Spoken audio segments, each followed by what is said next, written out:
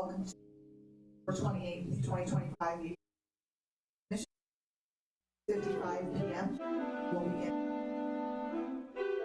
Orders. Our string is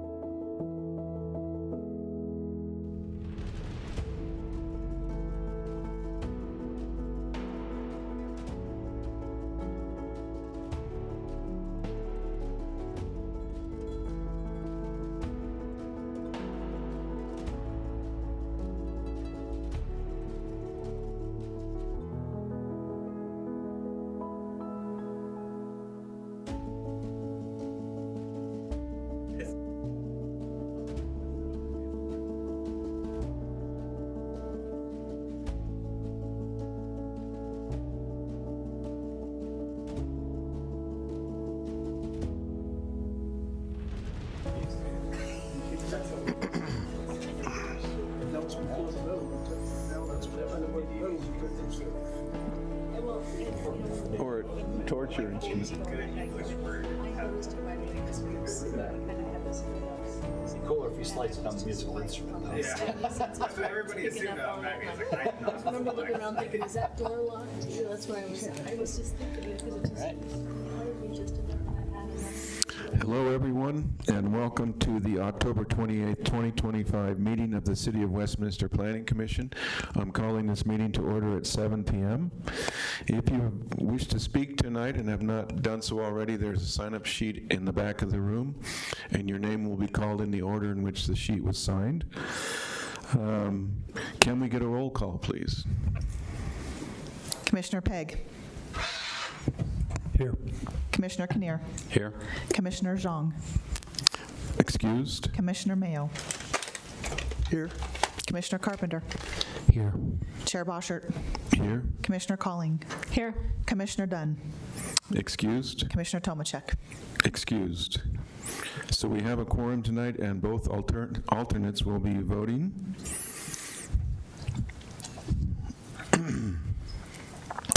We need to go ahead and approve the meeting minutes. Can we do both meetings approval with one motion? Yes, you may, as long as there are no changes to Okay. the minutes. That's fine. All right. Can I get a motion to approve the meeting minutes for September 9th and September 23rd? Vice Chair Carpenter? I move that we approve the minutes from September 9th and September 23rd meetings of the Planning Commission. And second? I second. Thank you, Commissioner Pegg.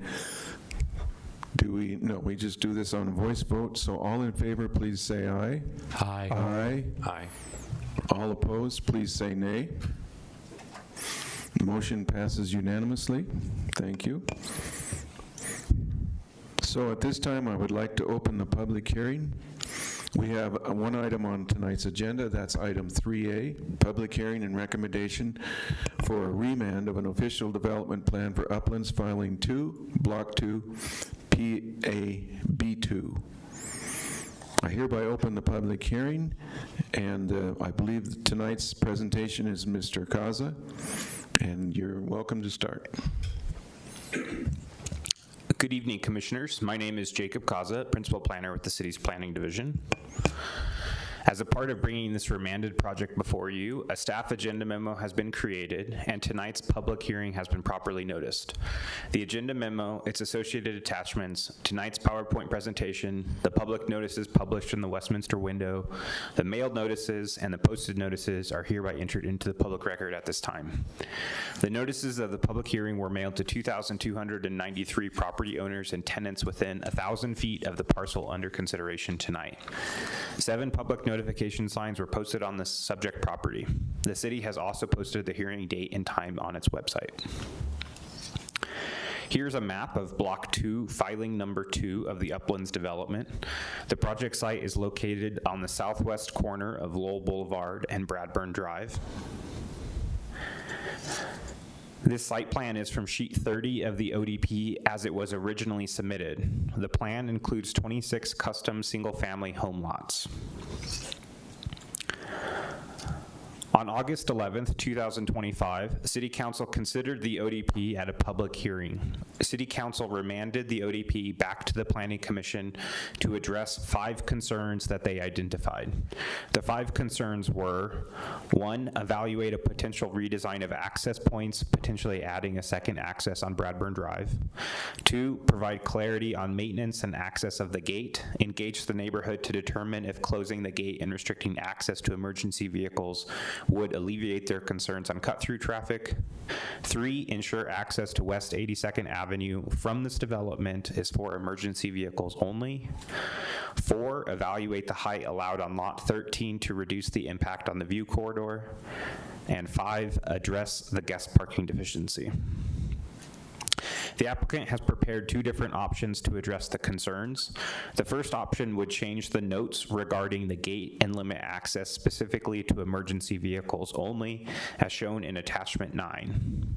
The second option would sever the alley connection to West 82nd Avenue and utilize city property for a compliant fire truck turnaround, as shown in attachment 10.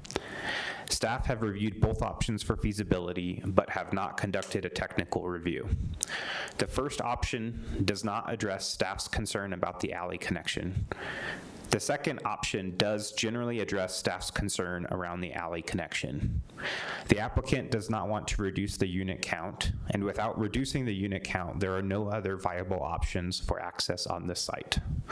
In either option, the applicant proposes to reduce the height allowance for Lot 13 and can provide 2 or more additional guest parking spaces adjacent to the alley. If City Council were to approve the proposed ODP with either option, staff recommends that the ODP be sent back to technical review to include the changes in the development plan. If City Council were to approve option 2, staff would recommend that City Council authorize the city manager to sell that portion of city property back to the developer at current fair market value, as city policies generally do not allow the use of city property for private development. Section 11.515 of the Westminster Municipal Code contains 17 criteria that are to be considered when reviewing official development plans. Overall, neither option prepared by the applicant to address the remand from City Council sufficiently addresses all the concerns identified by staff. Staff finds that the official development plan does not meet these criteria as outlined in detail in the agenda memo. Staff recommends that you hold a public hearing and recommend that City Council deny the ODP. Staff finds that a recommendation of denial of the application would meet the city's strategic plan priorities, access to opportunity, and resilient infrastructure, as the development proposal lacks diverse housing choices and includes inefficient provision of public infrastructure. And the applicant is with us tonight and has a presentation to share with you as well. And thank you for your attention. And we have several staff members with us this evening who can help answer questions. Thank you.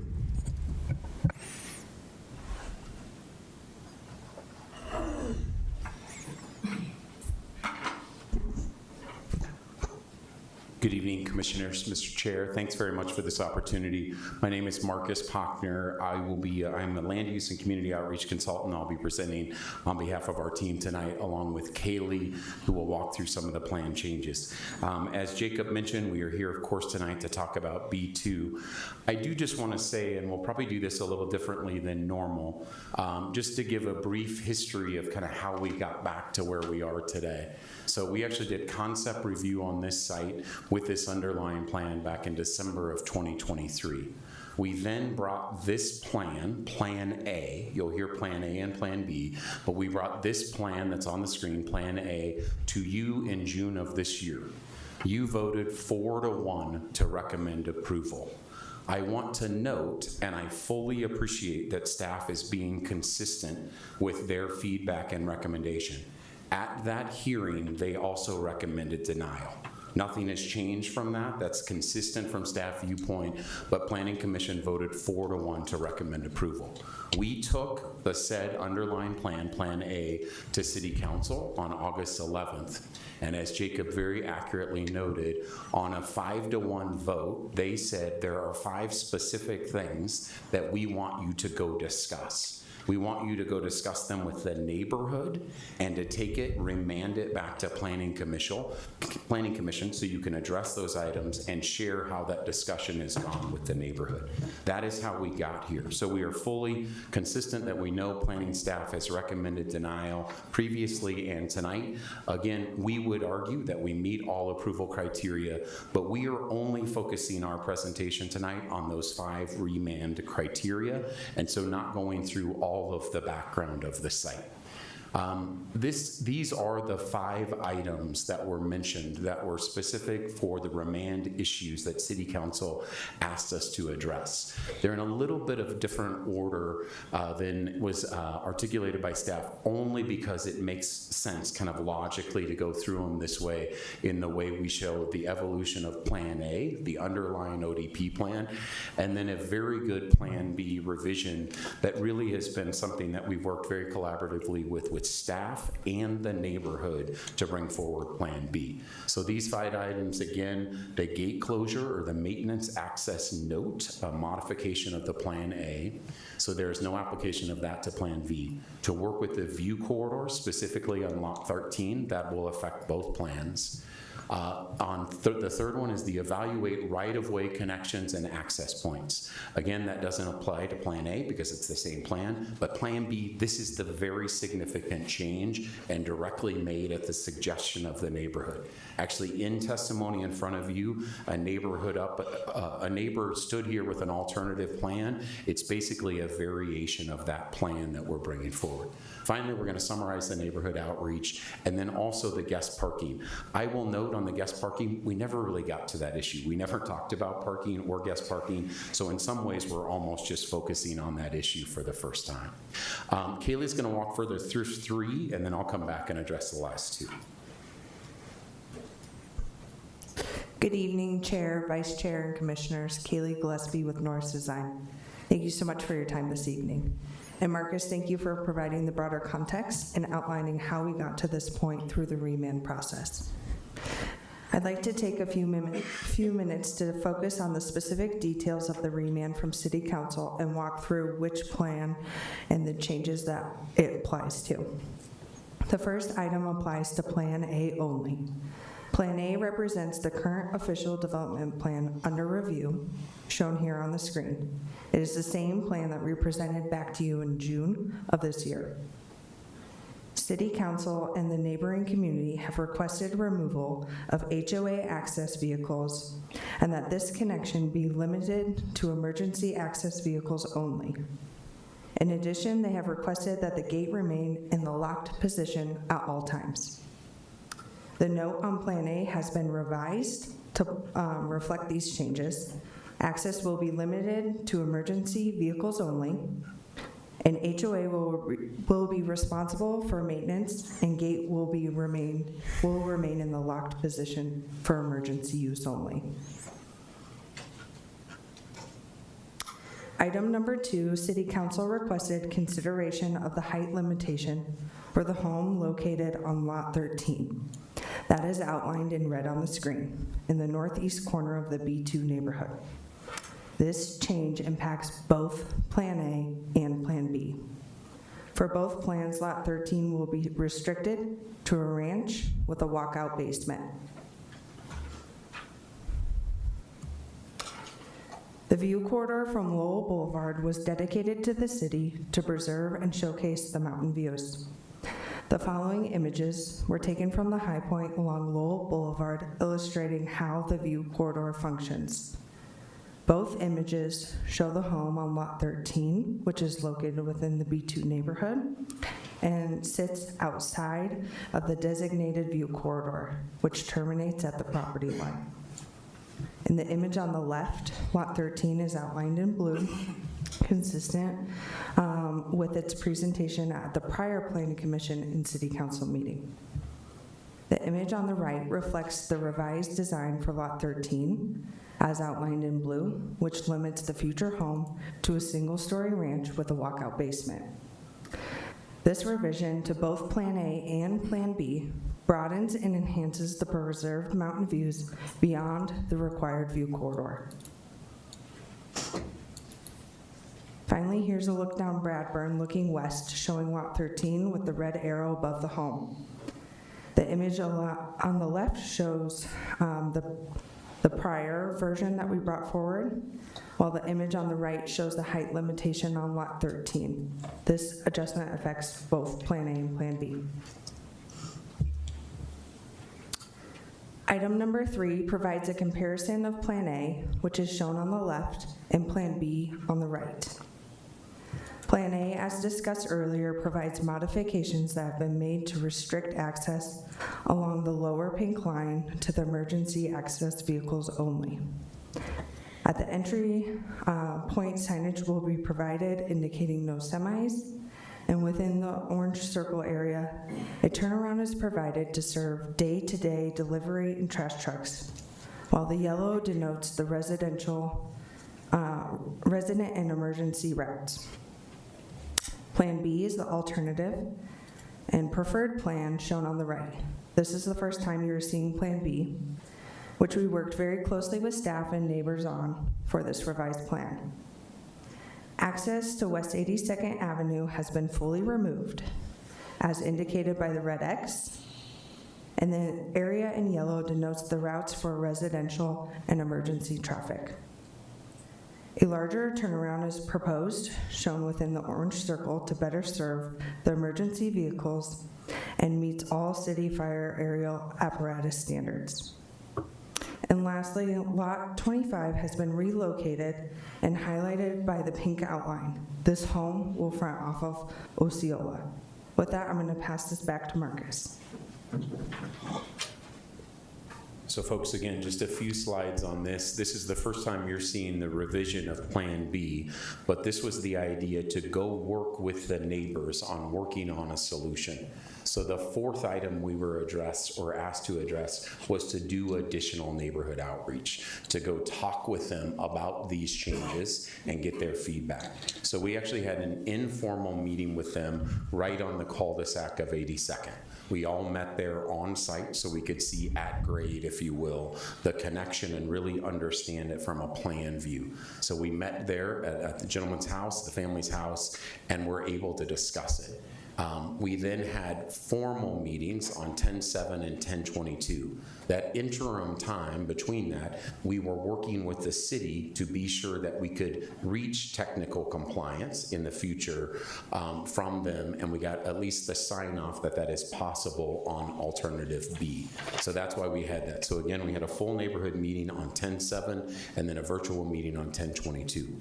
Every neighbor in attendance supported option B and was supportive of moving that option forward. Understanding to all of you, Plan A is still there because it is the underlying ODP and it keeps our application moving, right? So that is the reason, but those are the 3 neighborhood meetings that we have had to discuss this since we went to City Council. The guest parking issue, again, I'll just note, I just want to show how we meet the parking overall. The parking requirement, just to kind of show for the first time, we meet it on Plan A or B in exactly the same way. We are required to have 104, and we are providing 104 off-street. That is 2 per garage and 2 per driveway. In addition to that, we have 17 spots on Osceola and 2 additional on Newton Court, which I'll talk about. So folks, we're at 4.73 parking spaces per unit. This is, it has very ample parking. What then came up is the second part, that revision that you see that. Council said, where's the guest parking in case people really figure out that there's a terrific park in the back of this site, and is there any guest parking or public parking for that site?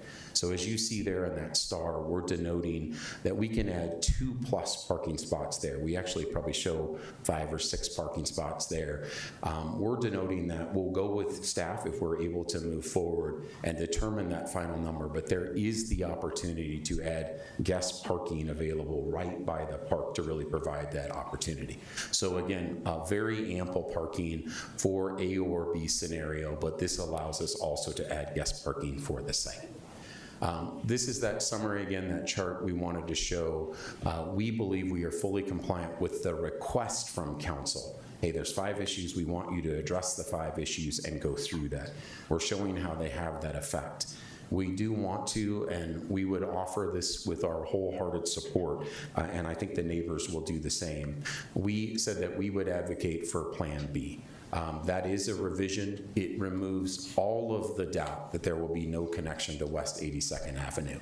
At City Council, in fairness to this Planning Commission, there was probably double or triple the number of speakers, and they really focused, probably 90% of them focused on this issue of a connection to 82nd. This just removes that possibility. It doesn't make it emergency access only. It doesn't have a gate. There is just no connection. Again, for all of those reasons, we really believe that the city and the neighborhood and our team have all worked together to try to find a solution to that. We fully acknowledge, we believe we are compliant with the underlying approval criteria, and in support and working with the community, we would ask that you support or recommend approval for a preferred Plan B. And again, we didn't go through the underlying presentation because we've done that before you all previously, but we're happy to answer any questions that you have, and we'd certainly ask for your support. Thank you very much. Thank you. I have a question for staff. Are we, in our motion tonight, can we insist that we only consider Plan B, or is this hearing considering only Plan A? Chairperson, so you as the Planning Commission can make any recommendation to City Council. You can recommend option or Plan A, Plan B. You can come up with alternative options. You can recommend denial. It's totally up to the Planning Commission. Okay, we would need a motion to reflect which plan we are. Yes, I think as part of your motion, if you're recommending the City Council approve it, I would note that you recommend they approve it with a specific plan to change to address the remand issue, and then if you. In the memo, there's alternatives that that the Planning Commission can make, which include conditions of sending the ODP back to a technical review to include all these items. And then for City Council, they have this for their consideration is a motion for the city manager to sell the property back to the developer for Plan B. Okay, so we would need two motions if we... No, you would only need one motion. City Council would need two separate motions. Oh, okay, I see. Okay, thank you. That's good clarification. I wanted all commissioners to know what was available tonight. So, okay, I'd like to ask the associate planner, did we have any electronic email or... Oh, we've got a question over here. I'm sorry. Yeah, we do have a question. Commissioner Pegg. In the memo and the packet for tonight, we have reference to option 1 and option 2, but in the applicant's presentation, we have reference to Plan A and Plan B. Could we get some clarity on which those are? Sure, yes. Option 1 is Plan A and option 2 is Plan B. I thought we coordinated on it, but that's okay. Good question. Anything more, Commissioner Pegg? Sorry, that's all from me. Commissioner Kinnear. Thank you. I have a question for Deputy City Attorney Graham. On a remand from City Council, are we to consider the application as a whole as amended or proposed to be amended, or are we to consider just the 5 concerns that City Council expressed in their meeting to be remanded for? Thank you, Commissioner Kinnear. It's kind of both. Primarily, however, the City Council remanded to the Planning Commission to address the 5 issues that they identified. So that should be your main focus. Thank you. And that actually brings up another question. Where does staff stand on Plan B?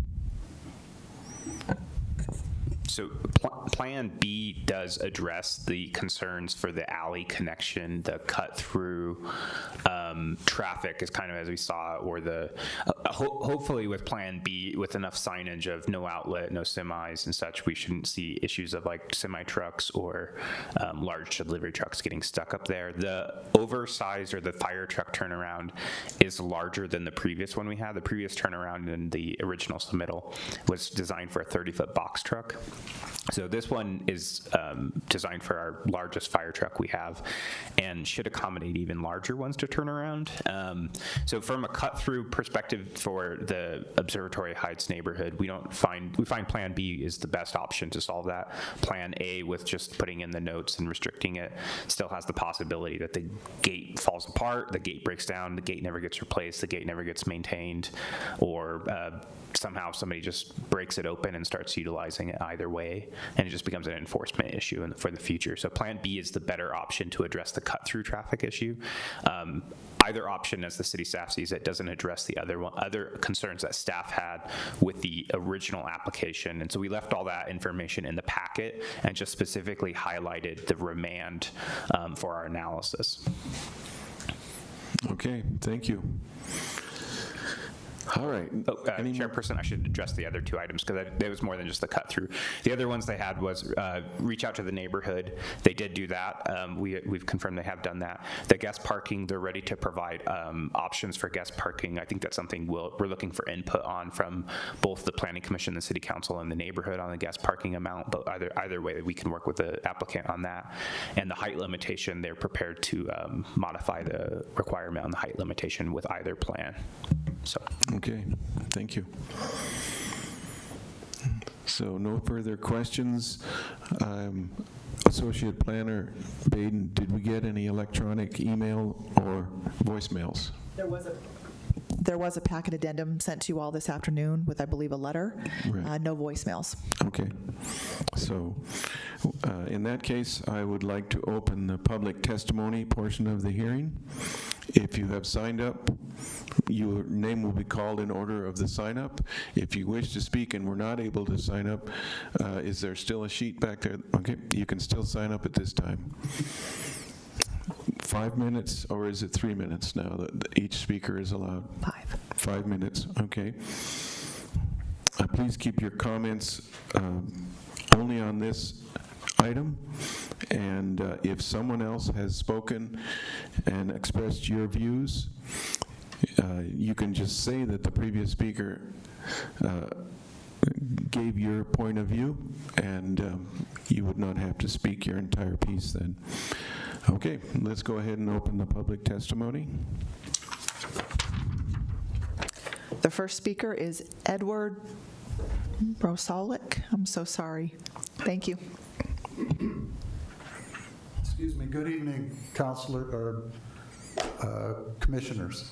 My name's Ed Broslewick. I live at 3870 West 82nd Avenue, and I am actually here to speak on behalf of most of my neighbors. We all kind of had an agreement, and this is what we decided.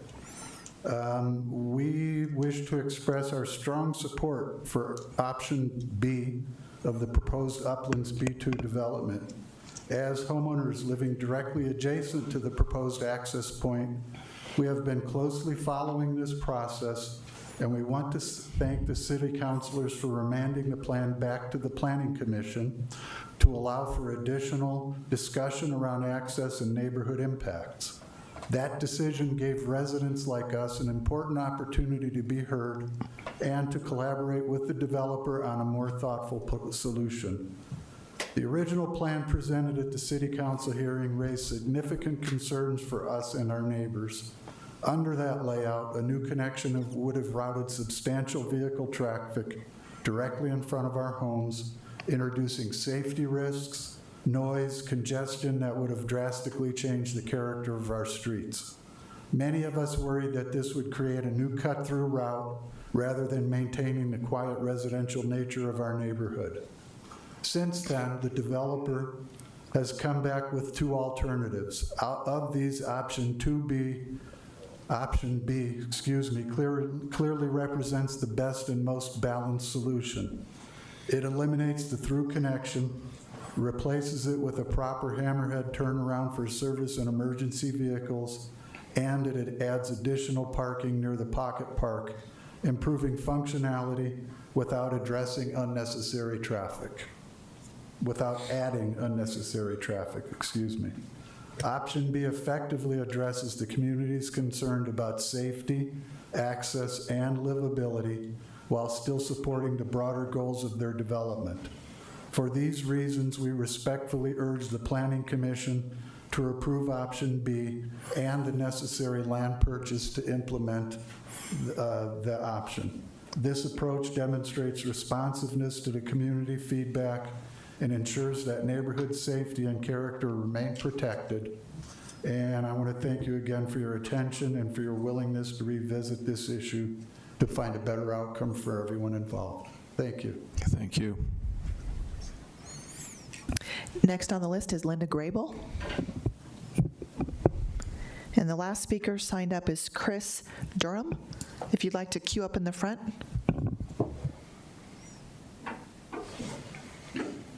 Hello, Commission. I'm Linda Grable. I do not live in the area around there. I live in the Trentwood district over off of 92nd and Pierce. However, I taught up at that school up on the hill for 20 years. I'm the president of the Historical Society, so I have a vested interest. Here's the deal. When I know there's going to be a beautiful sunset, this is the place I come to be. And it's because of the unobstructed view I come there. And I see that the Uplands is addressing that issue by reducing the height of Lot 13. I noticed in slide 6 that there's a house just to the southwest of that that seems to be pretty tall too. I don't know where that is on the plan, but I have a question about that. It doesn't say where the lots are. But the thing that I notice, I want to break into song, to dream the impossible dream. I want everybody to have what they want. And what Uplands wants, and they're really doing a thorough job, and I support them wholeheartedly because I love their philosophy. It's an impossible dream because you're working with property that happens to be very tough in a topological area to work with, but it happens to have the best view of all the properties that they're working with. So I understand that, and I appreciate their efforts of consistently redoing the plans. I just want to, I think in a historical view, the Arapaho used to have a semi-permanent encampment there in that area, and they enjoyed unlimited views. And then the first settlers that came enjoyed unlimited views. Well, that was then, this is now. But I'm thinking of the future. And whatever you do today is recommendation or future. What we do in the present forms the future. And so I thank Uplands very much for hearing that the view is important. I don't know if anybody can tell me of a better view in the whole Westminster that's unobstructed, because I've got some pictures unedited of you just look straight ahead, all you see is the grassy field, and you see the foothills, you see the mountains, and you see the sky and the clouds, and I've got goosebumps going up and down my legs right now because it takes your breath away. So I'm just wanting to preserve that for future people. Thank you very much for your time. Thank you.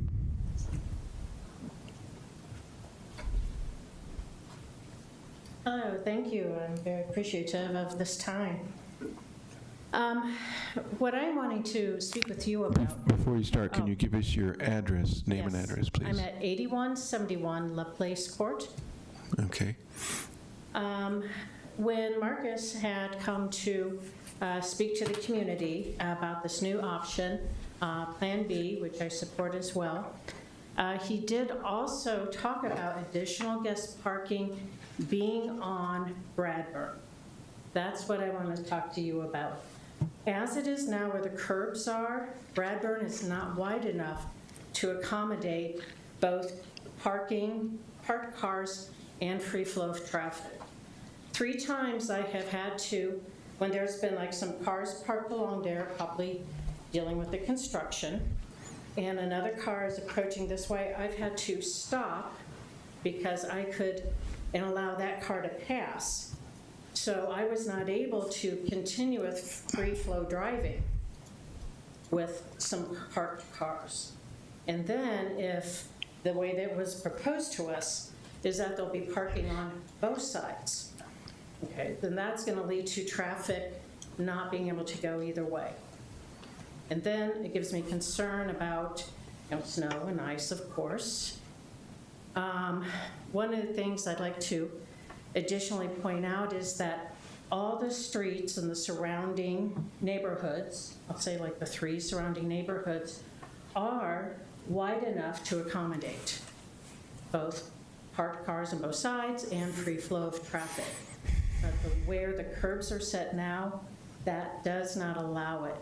So when the conversation gets to about additional parking on the street, I really encourage you to take a look at this because it's just going to be packed cars we can't drive and park the way it is now.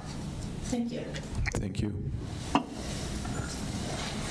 That was the last speaker on the list. Okay, is there anyone who did not get a chance to sign up who would like to speak?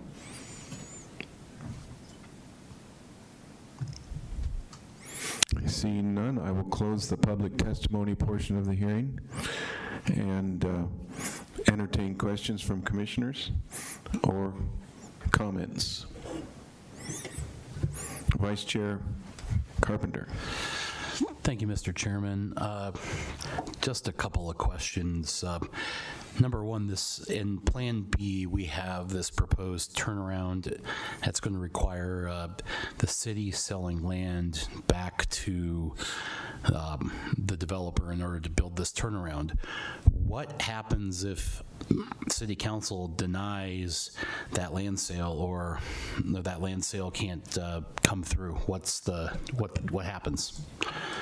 So the selling it is one option. The city could also decide to sell an easement rather than selling the property itself. I suppose City Council could, I probably have to consult with our attorneys, but allow for the turnaround to be built on city property.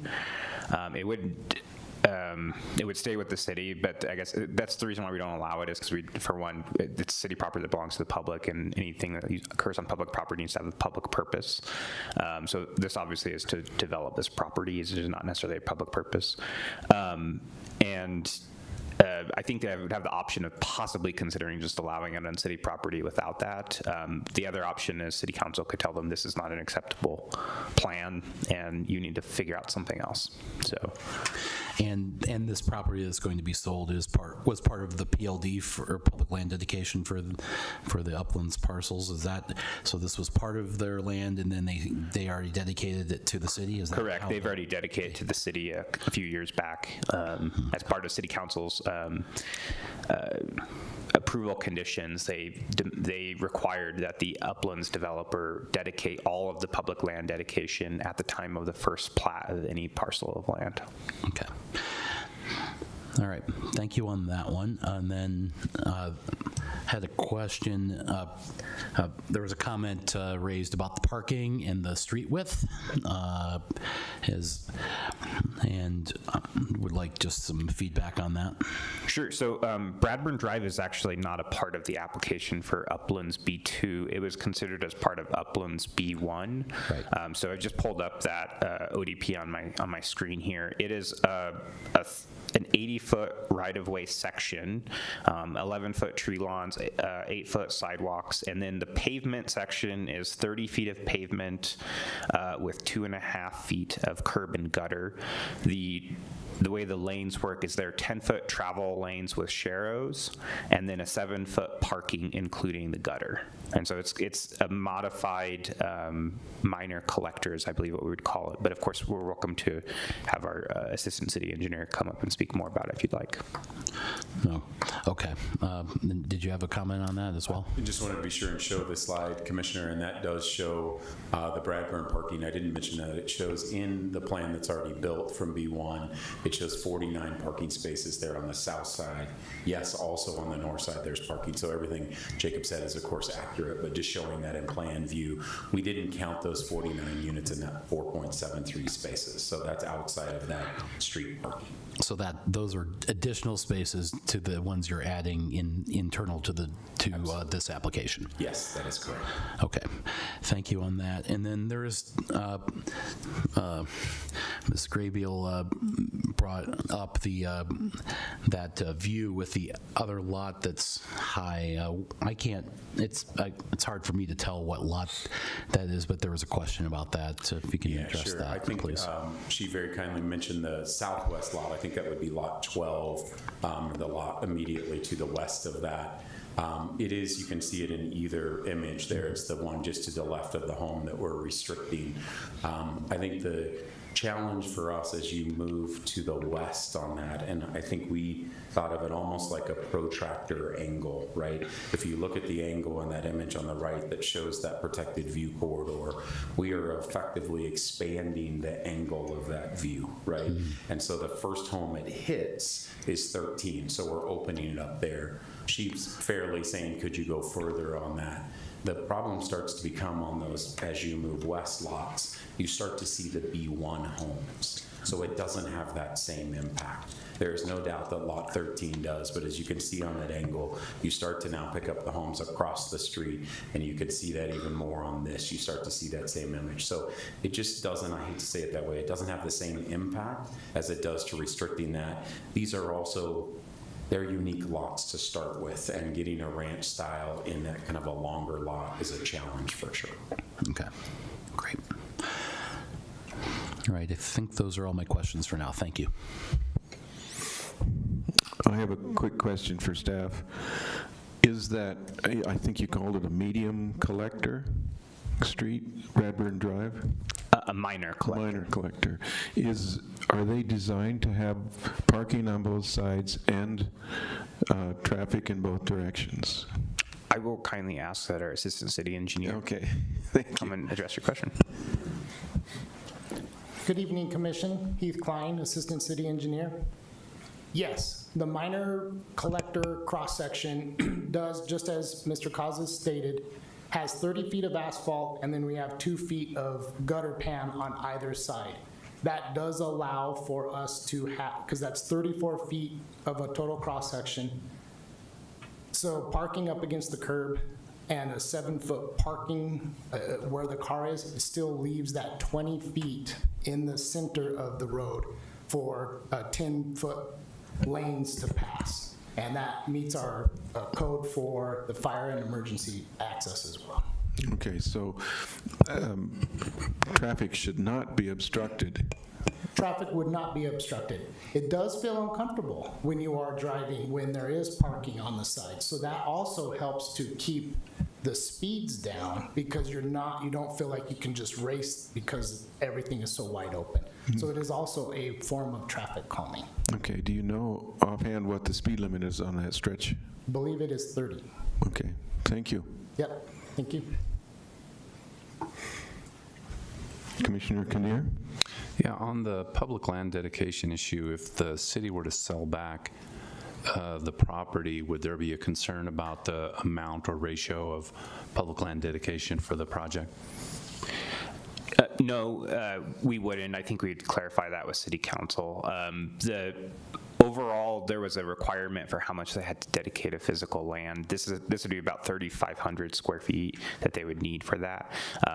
If City Council wished, they could also direct all of that revenue fund into the CIP account that we are reserving for development of the Uplands PLD parcels. Thank you. Commissioner Mayo. Yeah, I have a question on the turnaround. Coming down Newton Court, the private drive, where's the turnaround plan to be? I'm looking at page 40 of the packet.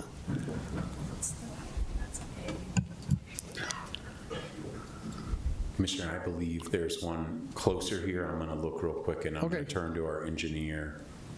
Okay, because those circular arrows were so big, I couldn't. Was that it? Eric, if you can come address this, we'll have him address it. But sir, I think this shows that turnaround, and you can see the radius there as well. Okay, so that's a little better than the one I was looking at. So that private drive is going to stop there? It's not going to go all the way down to lot 26? That's correct. Okay, so that's different than the one I'm looking at in the packet. I know we talked about the parking in the past, but, counting 2 spaces in the garage is kind of a stretch. You probably won't find in that whole development a unit that has 2 open spaces in the garage.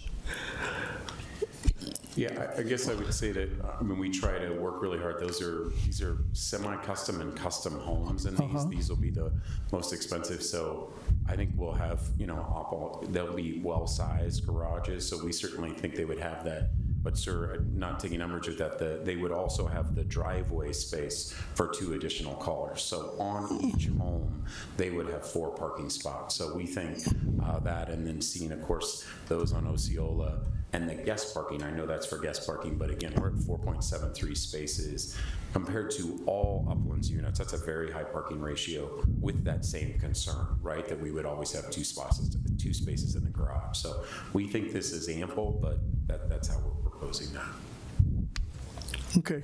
And there's no on-street parking on Newton. It shows there is not, and I guess, sir, just to reflect why that is, where you see the little stars, if you will, on that map, those are the driveways, so there's just not an access there, right? There's really no public street there, and that's why you're seeing it only on the south side of Osceola. So there is no parking there other than the driveway spots, but not on the roadway. I think, though, with your feedback, I mean, that, again, we are showing at least 2+ on those guest parking spots there, that we can accommodate more than that. As you see, we wanted to draw that. We knew we'd work with staff if we're able to move forward. So, sir, that could be 2 to 6, whatever that number is that we can fit in there. Okay, thank you. Sure. Commissioner Calling. Thank you. I have 2 questions. The first one is, how long is the cul-de-sac before you start down the private drive, before you start down Newton? How long is Osceola? We're going to look at that right now. Okay. I mean, I know there's a maximum length for fire departments in Westminster. Jacob, do you happen to know what that is, what the length that cul-de-sacs can be in Westminster? So under our engineering code, I believe it's 500 feet maximum. So the city engineer has already approved a variance from our engineering standards to allow them to exceed the maximum cul-de-sac So length. it's more than 500? Correct. So the Newton Street is a private drive? Correct. Newton is a private drive or And private alley. who maintains that? The HOA for this development would maintain it. Okay. I guess I want to understand a little bit more, because there's a reason why you have cul-de-sac lengths. It's a safety issue for fire, right? And that's why you have your second point of access with the gate, so the fire department can gain access that second way. But how do people get out of here if there's a fire and that gate's not open? So from a safety standpoint, the fire code only requires 2 points of access once you go above a certain unit. It's either 100 or 200 units, so it's certainly not 26. So the 2 points of access is not required by the fire code. That was kind of one of the reasons why we were originally looking at the alley connection. Also, the reason for the alley connection is as soon as you add that alley, you have to place a fire line in. You have to place hydrants up there so that fire trucks can serve the property from up on the alley. And then you have to loop the water line through. So the water line comes along Newton and then will proceed to connect out by 82nd Avenue in the cul-de-sac. And we require all of our water lines to be covered by a hard surface, typically asphalt. So that's why the alley connection was there from the get-go. Okay, that makes sense. So this is kind of this is requiring us to amend some of our accept variances from our standards, I would say. Okay, that helps. Thank you very much for that. On the diagram that's shown here, B shows lot 25, access provided from Osceola Way. Sure. It's not, that lot's not on option A. Is that an additional lot, or how is that? Yeah. Or is it, oh, no. It's a very good question. We're effectively, as you see, if you see Plan A there's a lot, then kind of the mail kiosk and that gathering area, and then another lot. So it's the lot just to the right of that, if you will, or to the southeast of that. So we're flipping that. The reason for that is then it gets fronted. You'd access it from the front off of Osceola Way, and we don't have to stretch the roadway that far to load that lot, right? So that was purposeful, really, to your original question about the length of that roadway. It terminates that, and it also gives that why there needs to be no connection over to 82nd. So that was specific, effectively flipping that and engaging the street. Thank you. That was a great explanation. I appreciate that. And Jacob, one more question for you on the this remand from the City Council. I'm just trying to understand it a little bit better. So this has been sent back to us, the Planning Commission, from the City Council, based on addressing 5 concerns. Is that correct? Correct. So we're not really looking at the whole application. We're looking at those 5 items. Is that what we're supposed to be focusing on? I believe the direction from Deputy City Attorney Graham was that you were sort of both looking at both the whole plan and the 5 items, mainly focusing on the 5 items that City Council has addressed as their concern. So we are looking at the whole thing. That's why you're recommending denial, because I think that was your recommendation on the first Correct. application. That is still City staff's Okay, I was trying to understand why you were recommending denial if they were addressing all 5. So it's because you're still recommending denial based on previous concerns you had with this application. Correct. Although you didn't go into any of those details on your presentation tonight. Correct. I don't think it's necessary for us to relitigate the majority of the application. The previous planning commission hearing recommended approval of it, but I'm happy to go over all of them if you'd like to. No, that's okay. I actually didn't attend that hearing, so that's why I was kind of wondering. And then back to the applicant. Item number 1, it says to evaluate the potential redesign of access points by adding a second access on Bradburn Drive. So that's really the one that you were not able to really address, or the one that you absolutely did not do. Is that correct? And that's because you would have to lose a lot in order to do that? Per the engineering and the way we looked at it, we'd have to lose 3 to 4 lots at a minimum. And it's a very substantial change. And we won't kind of go through all that. I think that was the change, is to do that. And to the point of the very good questions that everybody's asking about having to purchase public land back from the city, this is a remarkably constrained site. So you'd have to lose so many lots to make even that connection, say, back to Bradburn or through PLD to Lowell. Think of the implications of that, because this site is locked unless you lose substantial lots.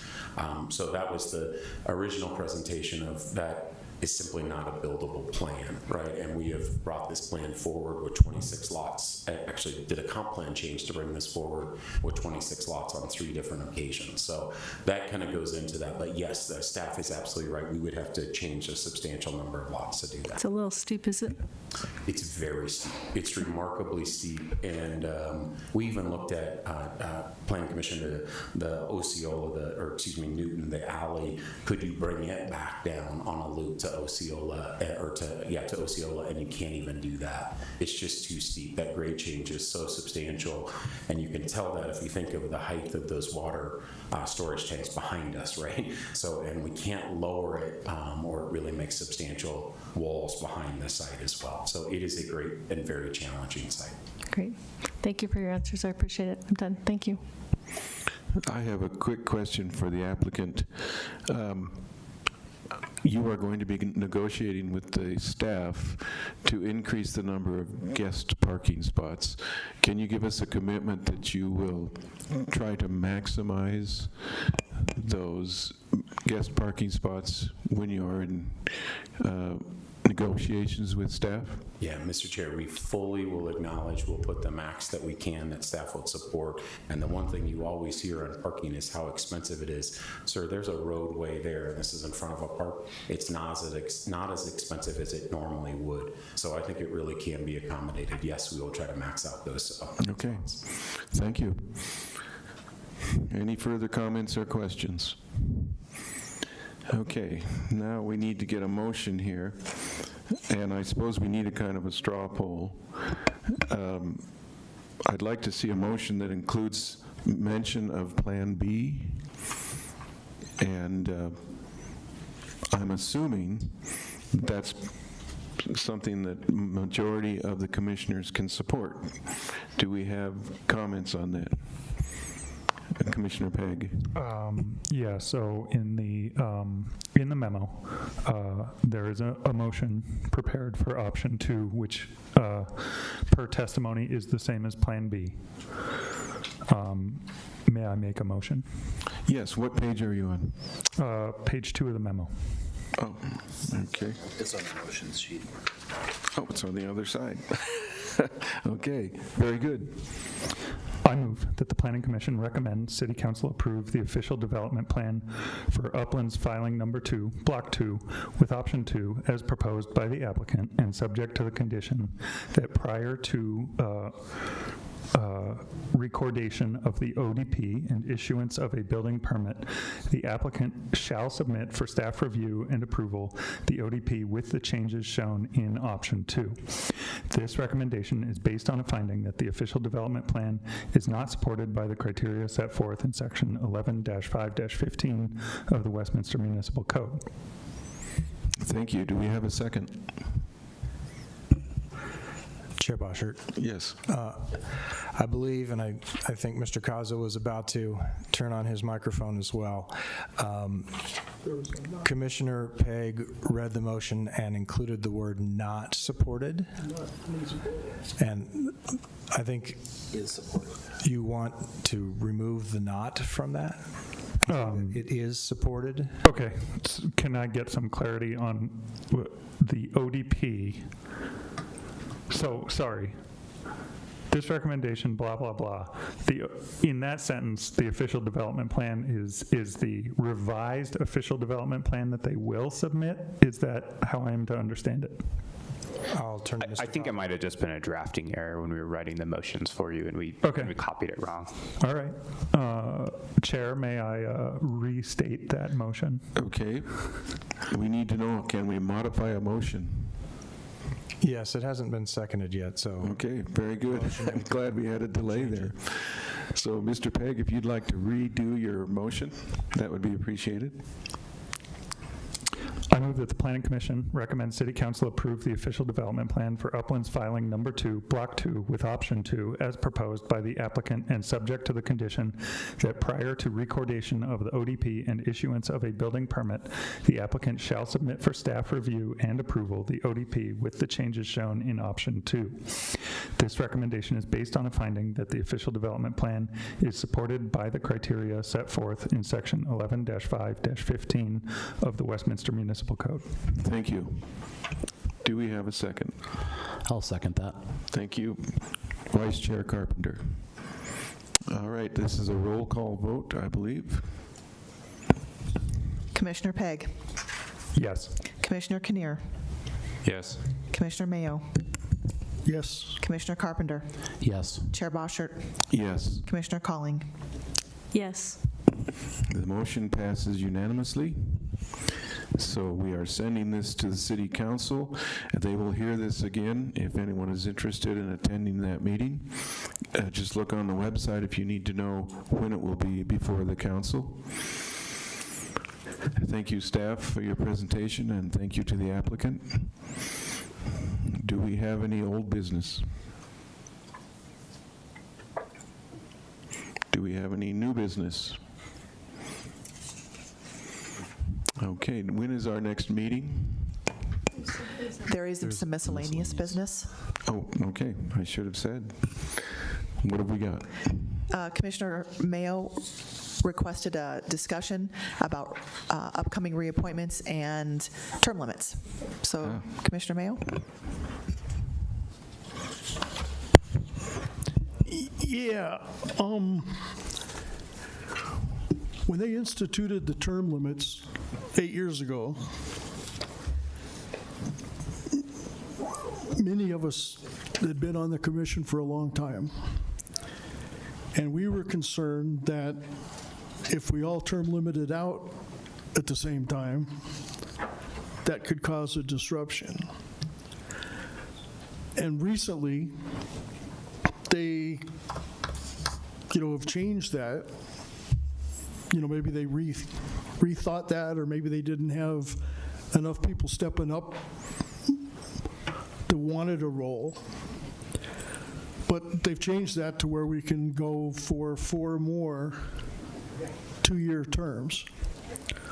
So my question is just, trying to get a feel for, what each of us are thinking, because I don't want to,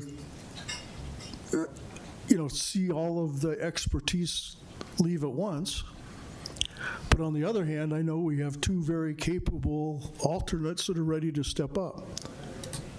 So, if 1 or 2 people are leaving, then I would volunteer to be one of them, so one of these two or both of the two could step up. But if 5 people are planning on leaving, then I would probably throw my hat in the ring and stay, just so we don't lose, all of that expertise and training all at once. I mean, I've been doing this now for 17 years, so I've got a lot of experience, but on the other hand, I'm taking a spot that someone else, may want to have their chance too. So I'm just trying to get a feel for which way we're going. I don't want to see everybody bail. If a lot of people are going to bail, then I would put my hat in the ring to stay. But if not, a lot of people aren't going to bail, then I may volunteer to step aside and let our alternate step up.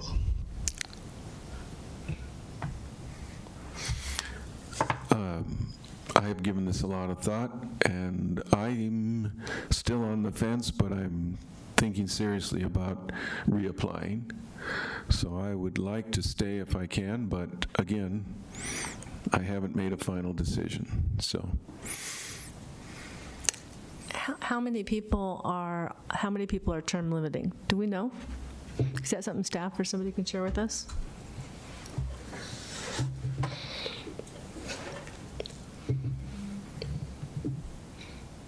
You don't know? I can't help you. Jennifer, is that what you're doing? You and I are. Also, Larry probably is.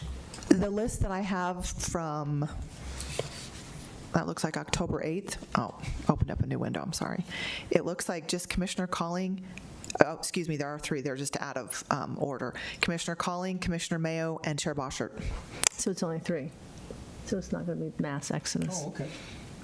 I thought there were, But 3 very important Thank you. members. I thought there was more than that. I thought Commissioner Dunn had been around a long time. I think he's in my class, so. Okay. All right, thanks. Now I can sit back and, They didn't ask you to fall on your sword, huh? Not yet. Okay. All right.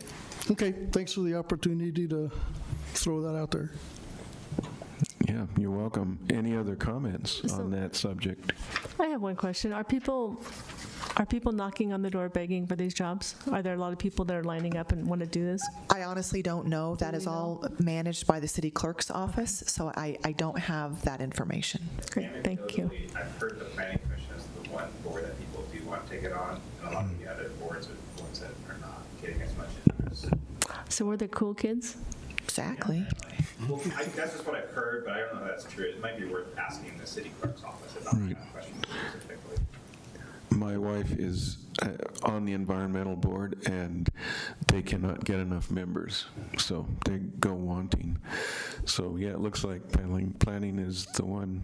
Commission, would you like me to get some information from the city clerk's office about, are you looking for specific information for applications for the planning commission or boards and commissions in general?